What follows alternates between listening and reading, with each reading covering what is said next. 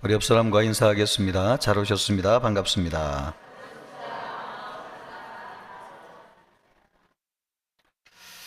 고린도전서 말씀을 두 번째 보고 있습니다. 오늘 1장 10절부터 보게 되는데요. 4장 21절까지의 말씀은 고린도 교회가 가지고 있는 내부적인 문제가 있었는데 그것은 그 안에 여러 분파가 나누어져 있었다는 거죠. 그래서 너희가 예수 그리스도 안에서 한 믿음과 신앙 안에서 하나가 되라, 이런 내용을 말씀하고 있는 내용이 되겠습니다. 고린도 교회를 설립한 사람은 바울이고, 또 바울을 이어가지고 고린도 교회를 목회를 하면서 성도들을 말씀으로 양육했던 지도자가 있는데 그 사람은 아볼로입니다. 또 예수님의 12명의 제자 가운데서 특별한 수제자가 베드로가 있죠. 베드로도 이 고린도 교회에 영향을 주었던 사람인 것 같습니다. 그리고 또 이 교회 안에는 우리는 오직 우리만이 예수 그리스도에 속해 있다, 이렇게 주장하는 사람들이 있었다는 것이죠. 그러므로 이 고린도 교회 안에 4개의 분파가 존재했습니다. 설립자 바울을 따르는 사람, 또 교회 목회하였던 목회자인 아볼로를 따르는 사람, 또 기독교의 상징과 같은 베드로를 따르는 사람, 또 오직 우리만이 제대로 된 예수님의 가르침을 따르는 사람들이, 이렇게 주장하는 네 부류의 사람들이 존재했다는 것이죠. 그래가지고 이 사람들은 신입으로 들어온 교인들에게 세례를 줄 때에 우리를 통해서 세례를 받아라, 그래가지고 자기들의 세를 확장했다는 것이죠. 그러니까 우리 분파에 들어와 가지고 우리의 가르침을 따라서 세례를 받아야 된다. 그러니까 교회에 들어온 사람들을 뺏기를 해가지고 그런 분파가 더 심화됐다는 것입니다. 바울은 이런 고린도 교회의 분파주의적인 경향을 지적하면서 고린도에서 사역을 할 때에 내가 이런 문제를 다루기 위해서 얼마나 너희를 가르쳤느냐, 그런 것들을 일깨워 주면서 너희가 그런 것 없이 이제 하나가 되어야 된다, 이런 내용의 주제를 이야기하고 있는 말씀이 오늘 말씀이거니와 또 몇 주 동안 진행되는 말씀이 되겠습니다. 이 말씀을 통해서 바울이 우리에게 가르쳐 주고자 하는 바가 있다면 그것은 예수님은 교회가 같은 신앙 안에서 하나 되기를 원하신다. 같은 신앙 안에서, 같은 믿음 안에서, 또 동일한 신앙 고백 안에서 하나가 되기를 원한다는 사실입니다. 누가 그것을 원하느냐? 예수 그리스도, 머리가 되시는 예수님이 그렇게 원하신다는 겁니다. 10절 말씀을 보면, 형제들아, 내가 우리 주 예수 그리스도의 이름으로 너희를 권하노니. 그러니까 그죠? 바울이 이 교회를 세웠지만은 바울 자신의 권위로 성도를 권면하는 것이 아니라 예수님이 이것을 원한다는 거예요. 그래서 예수님의 이름으로 너희에게 권면을 하는데, 모두가 같은 말을 하고 너희 가운데 분쟁이 없이 같은 마음과 같은 뜻으로 온전히 합하라, 이것이 예수님이 원하시는 뜻이다, 이렇게 말씀하고 있습니다. 그러니까 바울이 고린도 교회 성도들에게 하나 될 것을 명하면서 11절에 언급한 바와 같이 이 글로에의 집을 통해서 고린도 교회에 분쟁과 다툼이 있다고 하는 소식을 전해 들은 것입니다. 그러니까 지금 고린도 전서를 쓴 것은 고린도 교회를 세우고 나서 4년 정도 지났습니다. 여러분, 4살짜리 애기면 아주 어리잖아요. 무슨 자기의 의지가 있겠어요?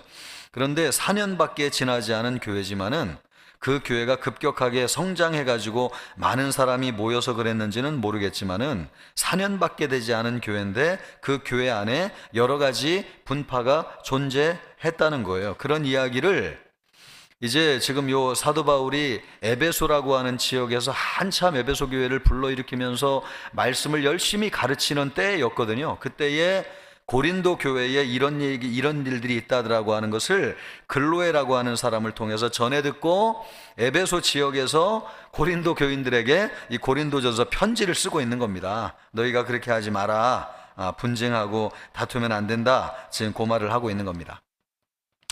우리가 알아야 될 사실이 있는데, 고린도 교회는 단지 이런 분쟁과 다툼의 문제뿐만 아니라 우리가 나중에 보겠지만은 여러 가지 많은 문제들을 가지고 있었습니다. 이 교회는 우상 숭배를 하는 문제, 또 음행으로 인해 가지고 교회 안에 여러 가지 그 부도덕한 일들이 많이 생기기도 하였고, 그런 여러 가지 문제들이 많이 산적해 있었습니다. 그럼에도 불구하고 사도 바울이 제일 먼저 언급하고 있는 문제가 교회 안에 분파가 생겨가지고 갈등과 다툼이 있다. 이 문제를 지금 제일 먼저 다루고 있다는 것이죠. 그러니까 이거 안 되면은 다른 문제도 해결할 수 없다는 거 아니겠습니까?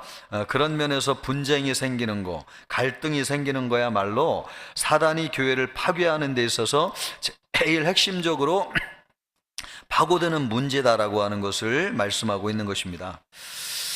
왜 다른 시급한 문제를 제쳐두고 분쟁에 대한 문제를 다루고 있는가? 그것은 예수님도 마찬가지인데요. 예수님도 요한복음 17장을 보면은 이제 십자가를 지시고 세상을 떠나가실 때가 됐을 때에, 그때 하나님 아버지께 깊이 기도를 하면서 대제사장적인 기도를 합니다. 그러니까 이제 마지막으로 사역을 마무리하면서 하나님 앞에 이 땅에 남겨진 제자들을 위해서 예수님이 한 장을 할애해 가지고 굉장히 심도 있는 기도를 하나님 앞에 드리는데, 그 기도가 대제사장적인 기도라고 하면서 요한복음 17장에 상세하게 기록되어져 있는데, 그 말씀 가운데서 예수님이 제일 많이 하나님 앞에 기도한 내용이 뭐냐면, 제자들이 어떻게 하라고요? 뭐 어떤 기도를 했을 것 같아요? 제자들이 하나가 되게 해달라고 제일 많이 듣고는 있는 거죠, 지금. 지금 제가 하나 돼야 된다는 얘기를 하면서 요거 얘기하잖아요. 그러니까 요한복음 17장을 보면은 예수님이 제일 많은 기도를 한 게 뭐냐면은, 제자들이 아버지와 내가 하나인 것처럼 제자들도 하나가 되게 하여 주옵소서. 아멘이죠. 이 기도를 제일 많이 하고 계세요. 그러니까 이것을 보면은 사도 바울하고 맥락이 똑같잖아요. 그러니까 우리를 향해서도 예수님도 우리를 위해서 기도하시고, 또 사도 바울도 우리에게 권면하고 있다고 하면은 이런 내용들을 1순위로 다룰 겁니다. 왜냐하면 사람들의 마음이야말로 나뉘어지기가 쉽고요. 나를 지지해 주는 사람들끼리 편을 만들어 가지고 그렇지 않은 사람들하고는 배척하는 그런 습관을 우리가 다 가지고 있지 않습니까? 그러다 보니까 사단이 씨를 뿌려 가지고 성도들을 가리가리 찢어 놓을 수 있는 가능성이 매우 많아요. 그러니까 이 문제를 사도 바울이 제일 먼저 다루고 있어요. 예수님도 이것을 기도했다는 것을 우리가 알 수 있습니다. 제자들이 하나 되는 것을 예수님이 제일 많이 바라신다는 것. 그래서 오늘도 이 10절 말씀을 보면은 바울 자신의 견해가 아니고 예수 그리스도의 이름으로 권면하건대 너희가 분쟁을 그치고 같은 마음과 같은 뜻을 품어라. 그 안에서 하나가 되라. 이렇게 말씀하고 있다는 것입니다. 여러분, 명확하죠? 이것이 주님의 뜻이 명확한 거죠. 교회가 같은 신앙. 그래서 우리가 사도신경 고백하잖아요, 여러분. 사도신경 왜 맨날 고백해요? 오늘도 고백했는데. 또 주기도문도 매번 고백하잖아요. 이 신앙 위에 우리가 하나 돼 있다. 이 신앙 고백이 위에 우리는 지역을 초월하고 또 배경을 초월하고 생각과 여러 가지를 초월해 가지고 우리는 요거 안에서 하나가 되는 것이 우리 교회다. 이것을 지금 얘기하고 있는 거라는 것입니다. 그러니까 여러분, 하나가 된다고 하는 것이 나와 뭐 신앙과 색깔이 틀리고 또 신앙 고백이 틀린데 그냥 우리 무조건 하나야 된다. 성경은 우리 이단하고 하나 될 수 없잖아요. 사단을 여러분 우리 편으로 우리 편으로 함께 할 수 있습니까? 아니, 그렇게 할 수 없는 거죠. 같은 신앙 고백 안에서. 그래서 하나 돼야 된다고 하는 것을 꼭 진리를 타협해 가면서까지, 죄를 범하면서까지 하나가 되라. 성경이 그렇게 얘기한 적이 없어요. 같은 신앙 안에서, 같은 믿음 안에서 하나가 돼야 된다는 것을 말씀하고 있는 것입니다. 예수 안에서 하나 되는 것이고요, 하나님 아버지 안에서 하나 되는 것이고, 성령 안에서 우리가 하나 되는 것입니다. 안타까운 것은 오늘날 많은 교회와 성도들이 예수님이 이렇게 간절히 바라고 있음에도 불구하고 이렇게 되지 못한다고 하는 것이 참 안타까운 일입니다. 그래서 무슨 문제가 생기면은 각기 예수님의 뜻을 내세우면서 이리저리 다투기도 하고 갈라치고 하는 모습을 우리가 많이 보게 됩니다. 우리는 교회를 섬기고 봉사하는 거 다 하나님의 뜻이지만은 제일 먼저 중요한 것이 뭐냐? 믿음 안에서, 같은 신앙 고백 안에서 하나 되는 것입니다. 그래서 여러분, 의견이 다르면 사도신경을 고백하세요. 하늘에 계신 하나님이 우리 아버지가 맞습니까? 여러분 대답해서요. 우리 아버지가 맞습니까? 여러분, 예수님이 동정녀 탄생하신 것이 맞습니까? 빌라도에게 고초를 당하시고 십자가에서 죽으시고 3일 만에 부활하신 것이 맞습니까? 여러분, 그를 믿는 자는 공회를 이루고 성도가 교회가 되어가지고 성령 안에서 교통이 돼가지고 여러분, 우리가 몸이 죽어도 영혼이 다시 살게 될 것을 믿습니까? 이 안에서 하나라는 거예요, 우리가. 그래서 다르면은 이것을 물으세요. 당신하고 나하고 뜻이 틀린데 당신이 이거 믿느냐? 그러면 하나인 거죠. 그러면 하나인 것입니다. 짜장을 먹어도 짬뽕을 먹어도 이 신앙 고백 안에 있으면은 여러분 하나인 줄로 믿습니다. 그런데 신앙 고백은 데쳐주고 짜장 먹는 사람끼리 모이고 짬뽕 먹는 사람끼리 모이면 돼요, 안 돼요? 안 되는 거죠. 교회 안에도 우리 매주 국수를 먹는데 국수 좋아하는 사람 있고 밥 좋아하는 사람이 있는데 그것 때문에 나누어지면 돼요, 안 돼요? 안 되는 거죠. 왜요? 당신 예수 믿냐? 하나님이 우리 아버지냐? 그럼요. 우리가 그 안에서 하나 되는 것이지 뭐 좋아하고 선호하는 것 때문에 네 편 내 편 가를 수가 없는 거죠. 우리가 그래서 사도 바울이 말하는 겁니다. 예수님이 그것을 원하신다. 신앙 안에서, 믿음 안에서. 그래서 여러분, 하나 되려면 가르쳐야 돼요. 성경이 뭔지를 알아야 돼. 하나님의 말씀이 우리에게 뭘 가르치는지를 제대로 알아야지 하나가 돼. 그래, 지식에 뛰어나게 하시는 하나님 아버지가 우리를 여러분 지식에까지, 분량에까지 자라게 하시고 하나 되게 하는 것입니다. 아는 것이 하나가 되지 않으면 믿는 것이 하나 될 수가 있다 없다? 없어요. 그래서 예수님이 뭐래요? 아는 것과 믿는 것에 너희가 하나 되기를 원하노라. 아는 것이 하나가 돼. 아는 거. 성경이 말씀하는 걸 알아야 돼요. 또 그것을 같이 믿어야 돼요. 그럴 때 하나가 됩니다. 교회 안에서 대부분 하나 되지 못하는 모든 문제는 뭐냐? 성경이 가르치는 바를 모르거니와 몰라가지고 믿음이 제각각이기 때문에 하나가 되지 못하는 것입니다. 오늘날 교회 성도들을 우리와 같은 목회자들이 하나님의 말씀을 제대로 가르치고 아는 것이 하나였다면 오늘날과 같이 교회가 이렇게 사분오열되지 않고 여러분 강력한 에너지를 가지고 영적인 에너지로 혼란스러운 세상을 이끌어갔을 거예요. 그런데 맨날 우리가 좋은 말만 하다가 예수 믿으면 복받고 천국에 갔으면 맞는 말인데 그것을 이루신 하나님의 뜻이 무엇이고 예수님이 누구신지를 구체적으로 가르쳐주지 않고 그냥 믿습니까? 아멘만 하다 보니까 아는 것이 다 틀려요. 나중에 얘기해다 보니까 이 사람 생각 내 생각 너무 틀려. 교회는 나오는데 몸은 같이 와 있는 것 같은데 그 속에 자기를 주장하는 생각이 다 틀려요. 그러니까 믿는 바도 전부 다 제각각이에요. 그러니까 결정적인 순간에 하나 되지 못해가지고 어려움을 겪는 일들이 얼마나 많은지 모른다는 것이죠. 여러분, 예전에 일제시대 때에 그 신사참배를 해가지고 교회가 사분오열되고 나뉘어졌잖아요. 그런데 왜 그렇게 됐느냐? 교회 안에 이거 일본이 우리를 지배하니까 일장기에다가 경례를 하는 것은 이거는 국가에 대한 마땅히 백성이 해야 될 표시다. 이렇게 주장하는 사람이 있었고 어떤 사람은 아니다. 이것은 신사에 대한 경배이기 때문에 우상숭배다. 이렇게 주장. 그러니까 여러분, 왜 교회가 사분오열됐습니까? 하나님의 말씀대로 우상숭배가 무엇인지를 지식에 이르기까지 분명하게 가르치지 않다 보니까 결정적인 순간에 막 핍박을 하고 어려움을 주니까 아니야, 난 그거 아니야, 이것들 이렇게 해가지고 하나가 되지 못해가지고 교회가 그 어려움을 이겨내지 못한 것입니다. 그러므로 여러분, 신앙이 하나가 되고 아는 것이 하나가 돼야지 하나가 될 수 있다고 하는 사실, 여러분 이것을 꼭 기억해야 됩니다. 그러기를 주님의 이름으로 축복합니다.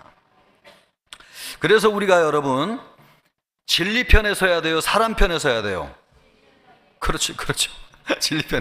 뭐 물을 것도 없어요. 그죠?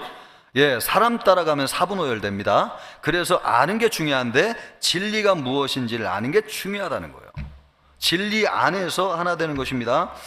진리 안에서 하나가 될 때 주일날도 말씀드렸지만은 힘의 거센 막 역풍이 몰아올 때에 휩쓸려 가지 않고 진리에 반듯하게 서 있는 것입니다. 그것이 반석 위에 지은 집과 같은 거라고 말씀하고 있잖아요.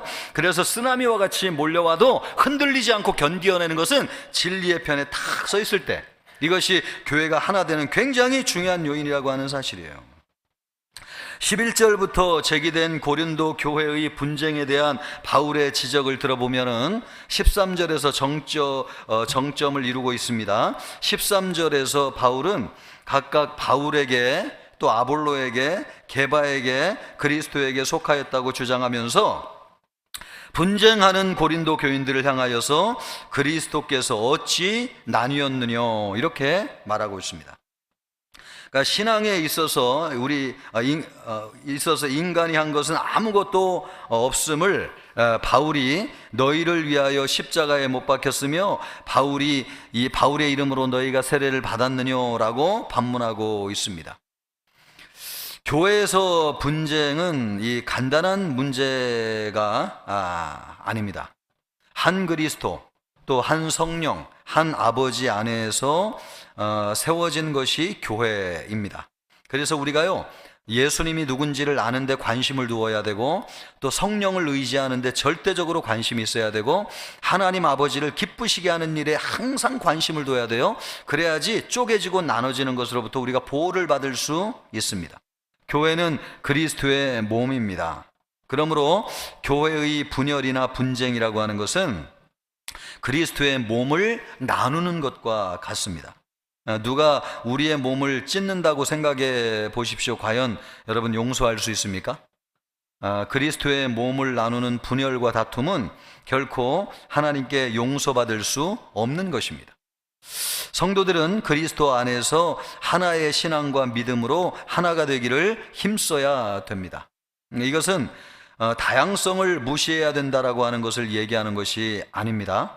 우리는 옷도 다양하게 입을 수 있고, 또 말투도 다양할 수 있고, 스타일도 다양할 수 있어요. 그 다양성을 인정하되 그 하나가 되게 하는 그 핵심 코어, 신앙 고백, 가치, 진리, 요거는 우리가 동시에 공유해야 된다는 것이죠. 공유하고 다양한 것이 있습니다. 교회는 많은 사람이 있습니다. 그래서 생각이 좀 다를 수 있고, 문화가 다를 수 있고, 가치관도 다를 수 있고, 습관도 다를 수 있고, 또 연령도 다양할 수 있고요, 또 성별도 다르고요, 또 우리가 은사나 기질도 다를 수 있습니다. 어떤 문제에 있어서 의견이 일치되지 않을 수 있느냐? 그럼요, 있을 수 있어요. 각자의 신앙에 있어서 중요한 것을 두는 것이 또 다를 수가 있어요. 어떤 사람은 기도를 중요하게 생각하고, 어떤 사람은 말씀을 중요하게 생각하고, 어떤 사람은 또 새벽 기도에 중요하다고 생각하는 분이 있고, 다 다를 수 있어요. 그러나 근본적으로는 나뉘면 안 돼. 우리의 기초가 되는 예수 그리스도가 나뉘어지면 안 되는 거죠. 내 편을 만들기 위해서 성도들을 이리저리 끌어당겨서는 안 됩니다. 또 학연이나 지역이나 출신에 따라 가지고 네 편 내 편으로 만들어서도 안 됩니다. 이것이 몸인 교회를 아프게 하고 나누는 거예요. 교회는 여러분 하나의 유기체입니다. 우리의 몸이 하나의 유기체인 것처럼, 유기체라고 하는 것은 이게 팔다리가 분리될 수 없는 거죠. 우리는 유기체입니다. 유기체. 다양한 지체가 합하여 가지고 이루어졌습니다. 팔이 다리와 다르다고 해가지고 몸에서 떨어질 수 없는 거죠. 또 다리가 스스로 몸에서 떨어지고 싶다고 해가지고 그렇게 떨어져 나갈 수가 없는 거죠. 이렇게 한다면은 그리스도의 몸에 장애를 입히는 것이고, 또 몸의 머리인 예수님과 다른 지체에 고통을 주는 것이 됩니다. 그러므로 이것을 생각하면서 교회 안에서 우리가 다양성은 인정하되 그 안에서 우리의 신앙을 하나가 되는 통일성을 추구하는 끊임없는 노력이 더 중요하다는 거예요. 그래서 우리가 누군가를 볼 때에 나와 다른 것에 집중하기보다는 그 사람과 내가 같은 것에 집중하는 것이 굉장히 중요합니다. 여러분, 그 사람도 내가 믿는 하나님을 아버지로 믿고 있습니까? 하나인 거죠. 그 사람이 예수님이 십자가에서 죽으시고 부활한 것을 믿습니까? 여러분, 그 사람과 내가 지금 같은 베이스에 서 있는 것입니다. 그 사람이 지금 성령 안에서 예수 그리스도를 구주로 영접하고 죄사함을 받아서 하나님의 자녀가 되었습니까? 여러분, 좀 달라도 같은 하나님의 자녀인 것입니다. 그러므로 우리가 그런 것을, 같은 것을 끊임없이 추구해야지 다양성도 이렇게 인정하면서 풍성한 교회가 될 수 있다는 것입니다. 여러분, 우리가 나뉘어지는 것은 예수님의 몸을 찢는 것입니다. 그러면 안 되겠습니다. 그러기 위해서 우리가 또 하나 알아야 될 것이 뭐냐? 그리스도만이 교회의 유일한 기초가 된다 하는 것입니다. 우리가 따라 하겠습니다. 교회의 기초는 예수 그리스도이십니다. 맞거니와 아멘이죠. 아멘입니다. 12절에 고린도 교회에 있는 분쟁의 구체적인 원인에 대해서 우리가 아까 보았지만 또 말씀하고 있는데, 성도들이 제각기 신앙의 근원, 그러니까 신앙의 출발점을 사람에게 두는 것입니다. 그들은 각자 영향을 받은 지도자에게 속하였다 이렇게 이야기하고 있는데, 나는 아볼로에게 속했고, 나는 바울에게 속했고, 또 나는 게바에게 속하였다 이렇게 주장하고 있어요. 우리 12절 말씀을 한 번 더 보도록 합니다. 12절 말씀 같이 읽어볼까요? 내가 이것을 말하거니와 너희가 각각 이르되 나는 바울에게, 나는 아볼로에게, 나는 게바에게, 나는 그리스도에게 속한 자라 한다는 것이에요. 여기에 속한다는 말이 나오잖아, 그죠? 요 속한다는 말, 영어로 하면은 여러 가지 번역이 있는데 팔로우 한다는 것이 제자가 스승을 따른다고 할 때 팔로우라는 말이거든. 그러니까 다시 말하면은 나는 바울의 제자다, 나는 아볼로의 제자다, 나는 베드로의 제자다, 나는 오직 예수의 제자다, 이렇게 주장하는 사람들이 있었다는 거예요. 그러니까 속한다고 하는 이 말은요, 단지 내가 그 사람을 선호한다 이런 뜻을 가지고 있는 게 아니고, 그 대상을, 내가 따르는 그 대상을 신앙의 중심으로 삼는다 이런 뜻을 가지고 있습니다. 그러니까 신앙의 중심을, 내가 따르는 그 사람을 나의 신앙의 중심으로 삼는다, 이것이 속했다 이 말의 뜻입니다. 그러니까요, 고린도 교회 안에는 따르는 사람을 마음의 중심에 두고 그를 따르는 사람들이 여러 분파가 있었다는 것이죠. 바울은 고린도 교회의 개척을 한 사람이고, 또 아볼로는 목회를 한 사람이면서, 아볼로는 말씀의 은혜가 충만했기 때문에 설교를 듣는 사람마다 아볼로의 팬이 됐어요. 그러니까 아볼로를 따르는 사람이 많이 있었죠. 그리고 이 교회를 세운 사람이 누굽니까? 교회를 세운 사람은 절대로 있지 않잖아요. 바울이 이 교회를 세운 사람이에요. 그리고 뭐니 해도 기독교를 당시에 대표하는 사람은 베드로였으니까, 베드로가 이 교회 와가지고 부흥사경회를 했을 거 아닙니까? 그래가지고 나는 그에게 은혜를 받았다, 나는 베드로의 제자다 이렇게 얘기하는 사람들이 있었다는 것이죠. 그들은 고린도 교회 성도들에게 적지 않은 영향을 끼친 사람들이에요. 아주 신앙의 거목들입니다.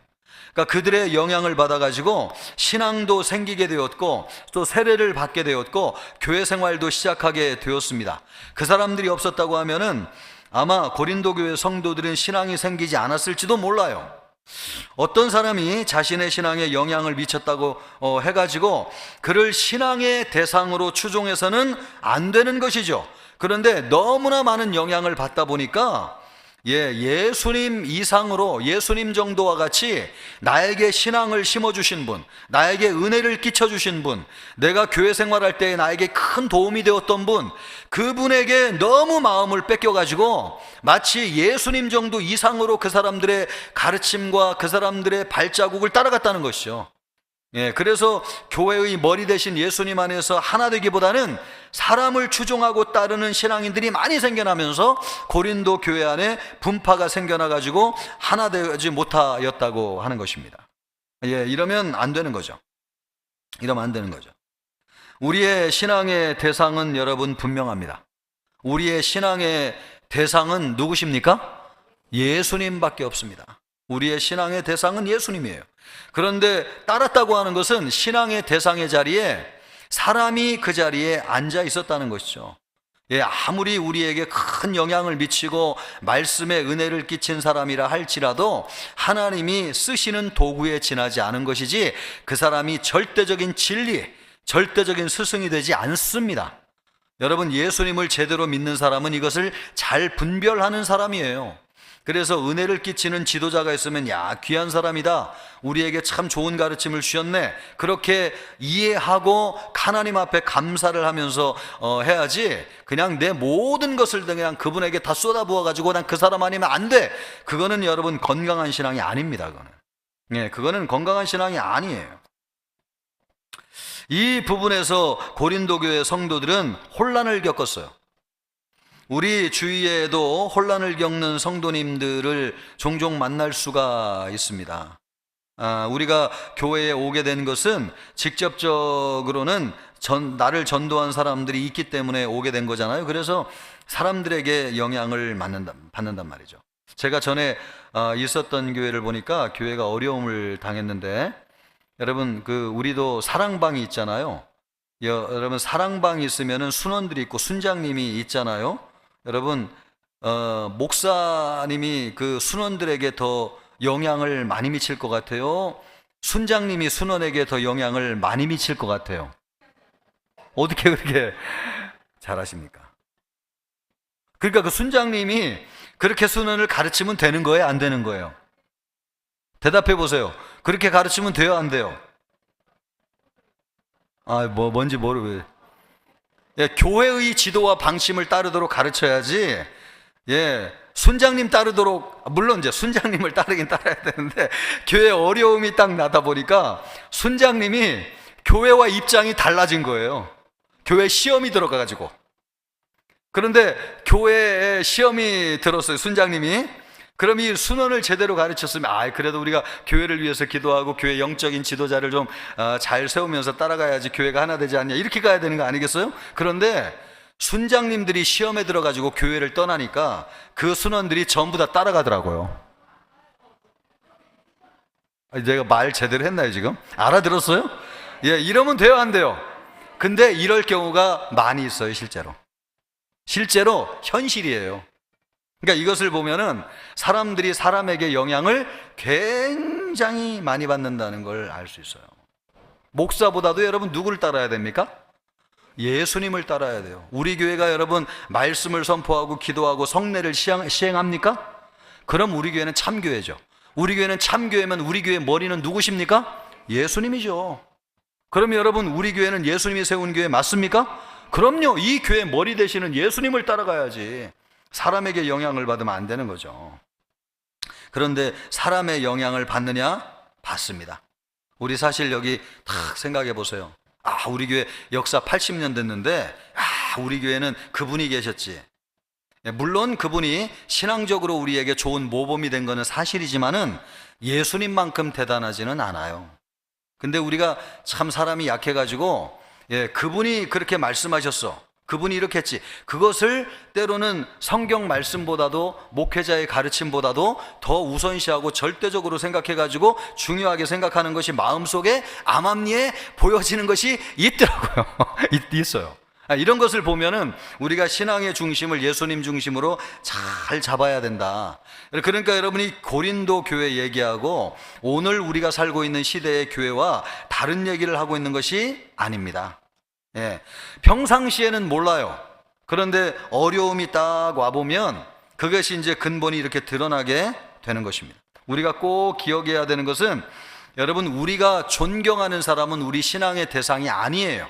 그냥 하나님이 우리를 이끌기 위해서 우리에게 사용하시는 도구에 지나지 않습니다. 존경하고 신뢰해야 되지만 예수님만큼 절대적으로 믿어서는 안 되는 것이죠. 우리에게 아무리 많은 영향을 미친 사람이라도 신앙의 대상이 될 수는 없어요. 누가 우리에게 복음을 전해 주었다면 여러분 감사할 일이에요. 그러나 그가 전한 복음의 주체이신 예수 그리스도만이 우리의 신앙의 대상입니다. 여러분 이거 분명하죠? 이거 절대 놓지 마세요. 그러면 어떤 풍파가 와도 그 사람은 절대로 흔들리지 않아요. 어떤 시험이 와도 이겨나갈 수 있습니다. 교회에 대한 신뢰와 믿음이 절대로 흔들리지 않아요. 그런 사람은. 복음을 전한 사람은요, 신앙의 대상이 될 수 없어요. 누구라도 교회의 기초, 신앙의 기초가 될 수 없습니다. 그런데 고린도 교회 성도들은 이것을 혼동한 것이죠. 복음을 전한 사람, 또 목회하고 있는 사람에게 자신이 속했다고 얘기하고 있는 것입니다.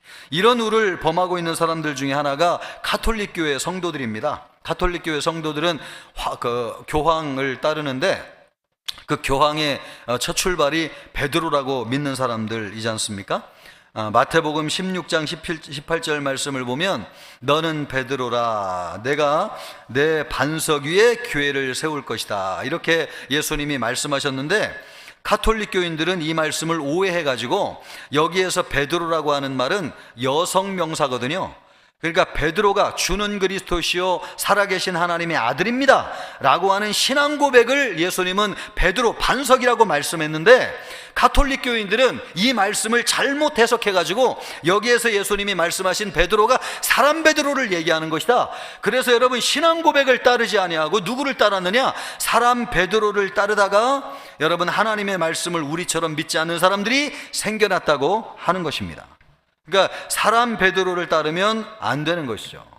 사람 베드로가 그 사람이 잘못됐다는 거 아닙니다. 예수님의 수제자니까 얼마나 귀한 사람이에요. 그러나 그를 따르는 게 아니에요. 우리는 누구를 따르냐? 우리의 신앙의 기초가 되시는, 근거가 되시는 예수님을 따르는 것이죠.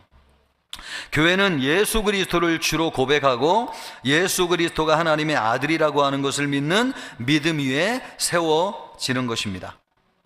그리스도가 교회의 유일한 기초입니다. 사람은 절대로 신앙의 대상이 될 수 없습니다. 사람은 다 같은 죄인이에요. 누구도 결코 다른 사람의 신앙의 대상과 교회의 기초가 될 수가 없어요. 교회의 유일한 기초는 그리스도 예수일 뿐이에요. 제가 보니까 어떤 교회는 그 목사님이 교회를 세웠는데 그 목사님이 암으로 일찍 돌아가셨다는 거예요. 근데 그분이 굉장히 성도님들에게 말씀을 통해서 영향을 많이 미친 목사님이셨던 것 같아요. 그래, 우리는 그분이 너무 좋아가지고 모인 성도들이라 다른 목사님들의 설교는 귀에 들어오지 않는다는 거예요. 그래가지고 그분들은 뭘 하고 있냐면 그분이 살아생전 설교한 카세트 테이프를 틀어놓고 주일이면 모여가지고 예배를 드리고 있어요. 이거 여러분 제대로 된 교회입니까? 아닙니까? 아닌 거죠. 왜 이렇게 되는 겁니까 도대체, 그죠? 우리가 생각하기에도 이거 말도 안 되는 교회인데 왜 이런 일을 하는가? 이거는 예수님의 자리에 사람이 들어갔고 그 사람을 추종하는 교회이기 때문에 이런 일들이 일어나고 있는 것입니다. 하나님이 여러분 때가 됐으니까 아무리 대단하고 위대한 목사님도 불러가는 거예요. 그분 영원히 살게 하지 않아요. 왜요? 예수님이면 되는 것이지 사람이 그 자리를 대신할 수 없는 거죠. 아무리 대단한 분도 다 죽고 떠나가는 거죠. 그러나 예수님은 영원하십니다. 우리가 믿어야 될 분은 예수님이세요. 예수님이 신앙의 기초고 중심이에요. 우리 교회는 여러분 주님 오시는 그날까지 이거 변치 않기를 바라겠습니다.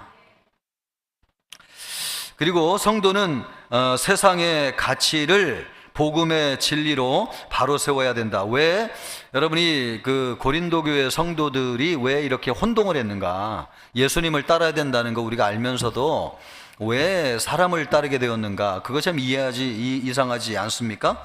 오늘 그것을 간단하게 이 말씀을 통해서 보려고 하는데 13절로부터 16절까지 말씀을 보면은 사도 바울은 분열과 다툼 속에 있는 고린도 교회 성도들을 책망합니다. 그리고 문제의 발단이 뭐에 있다고 하는 것을 얘기하고 있느냐? 세례에 있다고 하는 것을 얘기하고요. 세례. 그럼 그렇게 얘기하고 이제 우리 한번 보겠습니다. 13절로부터 16절. 자, 같이 읽습니다. 그리스도께서 어찌 13절입니다. 그리스도께서 어찌 나뉘었느냐?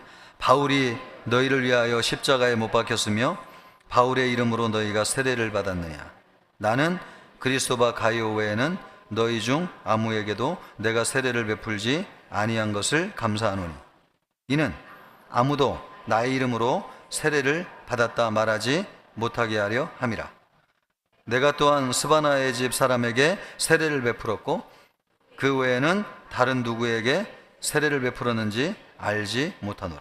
여기에서 계속 반복되고 있는 한 단어가 뭡니까? 예, 세례. 세례는 좋은 거예요, 나쁜 거예요? 좋은 거예요. 그런데 이 세례가 성도들이 나뉘어지는 도구로 사용되고 있다는 거예요. 이게 문제죠. 세례는 좋은 거예요. 세례는 성부, 성자, 성령의 이름으로 물 세례를 받으면서 거듭남의 증표로서 또 은혜의 방편으로 우리에게 주는 거잖아요. 세례는 참 귀하고 좋은 거예요. 그런데 나는 이 사람 편이야, 나는 저 사람 편이야 하면서 그 근거를 뭘로 사용하고 있냐면 나는 누구에게서 세례를 받았어. 여러분, 이걸 가지고 편을 나눴다는 겁니다. 편을 나눴다는 거예요. 사도 바울이 세례의 가치나 의미를 부정하는 것은 아닙니다. 세례가 너무너무 중요해요. 고린도 교회 성도들을 향해서, 그런데 이 세례를 가지고 지금 너희가 세례를 가지고 왜 이렇게 하느냐라고 지금 분이 나가지고 이야기하고 있는 이유가 무엇입니까? 그것은 고린도 교인들이 세례의 진정한 의미를 알지 못하고 오용해가지고 오히려 세례의 본질과 참뜻을 훼손하고 또 이것을 근거로 세례를 제정하신 예수님의 몸을 나누는 근거로 사용하고 있기 때문에 그렇습니다. 이게 문제죠.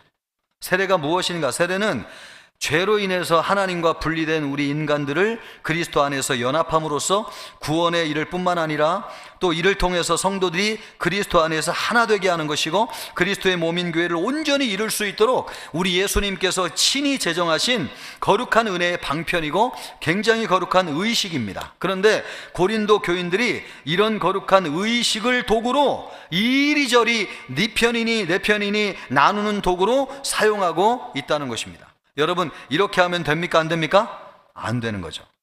우리가 예배라고 하는 거 있습니다. 또 헌금이라고 하는 거 있습니다.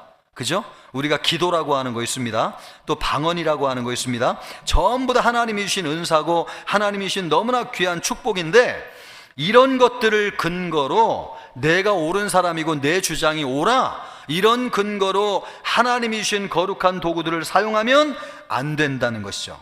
이런 것들이 본말이 전도되는 것입니다. 나는 새벽 기도가 막 너무너무 중요해요.